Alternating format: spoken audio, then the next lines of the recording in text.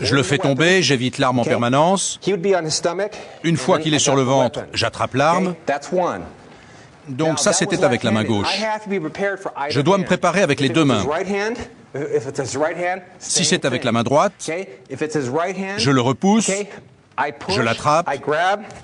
Ne te débat pas, sinon je vais te casser un doigt. Nous sommes à Sacramento, dans une école très particulière. Ici, on forme en quelques heures des chasseurs de primes. Ce que je porte aujourd'hui, c'est exactement ce que je porte sur le terrain. L'instructeur est un Indien Apache. Son nom de guerre, Rex Venator. Sa spécialité, la chasse à l'homme.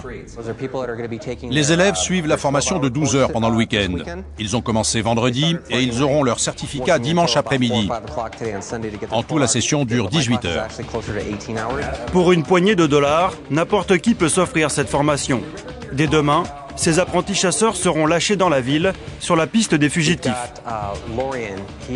Lauriane est déjà un jeune chasseur de primes qui travaille dans le sud de la Californie. Je l'ai formé sur le terrain. Kera est une élève qui a déjà suivi ce cours. Elle a participé à 2 arrestations avec moi. Elle vient parfaire sa formation. Ce qu'il faut dire, c'est qu'une de nos spécificités par rapport aux autres écoles, c'est qu'on enseigne aussi sur le terrain. Je vise sa poitrine. Ici, les futurs traqueurs apprennent à maîtriser un fugitif. Les instructeurs sont tous chasseurs de primes. Des professionnels qui connaissent tous les secrets du métier, tous les trucs pour coincer les délinquants en cavale. Je suis l'agent numéro 2, Rob a le taser sur lui.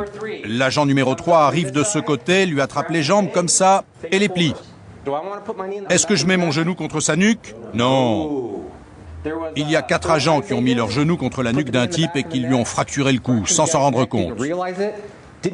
Ils ne lui ont apporté aucune assistance médicale pendant 12 heures. Ils ont été condamnés à 4 ans de prison. Ok, à partir de là, vous lui prenez la main, vous la mettez comme ça, la serrure vers le haut, transition, donne-moi ton autre main. Il ne le fait pas, il refuse de se soumettre. Je lui mets la pression, donne-moi ton autre main, et voilà, on est en sécurité, ok? C'est plus facile pour une fille de trouver du travail, parce que c'est bien mieux d'avoir une femme dans l'équipe pour interpeller une autre femme. Il y a les fouilles au corps et tout cela, mais les hommes ont souvent plus de responsabilités.